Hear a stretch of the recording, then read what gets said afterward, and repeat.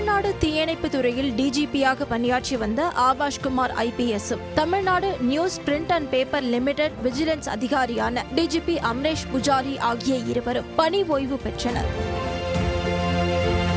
இவர்களுக்கான பிரிவு உபச்சார விழா சென்னை எழும்பூர் ராஜரத்ன மைதானத்தில் நடைபெற்றது.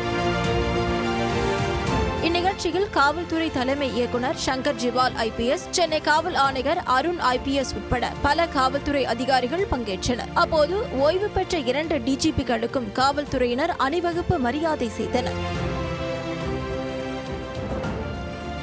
அதன் பிறகு பேசிய சென்னை காவல் ஆணையர் அருண், டிஜிபிக்கள் ஆபாஷ் குமார், அமரேஷ் புஜாரி ஆகியோர் குறித்தும் அவர்களோடு பணிபுரிந்த அனுபவங்களையும் நினைவு கூர்ந்தார். அப்போது இதுபோன்ற பிரிவு உபச்சார விழாவில் கலந்து கொள்ளும் போதுதான் தனக்கும் வயதாவதை உணர்வதாக அவர் குறிப்பிட்டது அங்கிருந்தவர்களை சிரிப்பலையில் ஆழ்த்தியது. அவரைத் தொடர்ந்து தமிழக சட்டம் ஒழுங்கு டிஜிபி சங்கர் ஜிவால் குட்டி ஸ்டோரியுடன் தனது உரையை தொடங்கி ஓய்வு பெற்ற 2 டிஜிபிகளுக்கும் வாழ்த்து தெரிவித்தார். ஓய்வு பெற்ற அமரேஷ் புஜாரி பேசுகையில் தமிழக அரசுக்கும் டிஜிபி சங்கர் ஜிவாலுக்கும் நன்றி தெரிவித்தார். மேலும் தமிழக மக்களுக்கும் நன்றி தெரிவித்த அவர் அவர்களிடம் இருந்து தமிழ் மொழியையும் தமிழ் கலாச்சாரத்தையும் கற்றுக்கொண்டதாக தெரிவித்தார். அதேபோல மற்றொரு டிஜிபியான ஆபாஷ் குமார் தமிழில் உரையாற்றினார். மேலும் தமிழக மக்களுக்கு மிகவும் கடமைப்பட்டுள்ளதாகவும் அவர்களின் மொழி, கலாச்சாரம் உள்ளிட்டவற்றை கற்றுக்கொண்டேன் என்றும் நெகிழ்ச்சியாக கூறினார்.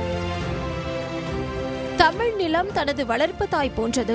எனக்கும் என் குடும்பத்திற்கும் தமிழ்நாடு அடைக்கலம் கொடுத்திருக்கிறது. நான் பெருமை மிக்க பீகாரியனாக இருந்தாலுமே தமிழனாகவும் பெருமைப்படுகிறேன் என்று கூறியுள்ளார். இறுதியாக பிரிவு உபச்சார விழாவில் நன்றி உரை ஆற்றிய ஆயுதப்படை ஏடிஜிபி ஜெயராம், முத்துக்கு முத்தாக சொத்துக்கு சொத்தாக பாடலை பாடி அனைவரையும் நிகழ்ச்சியில் ஆழ்த்தினார்.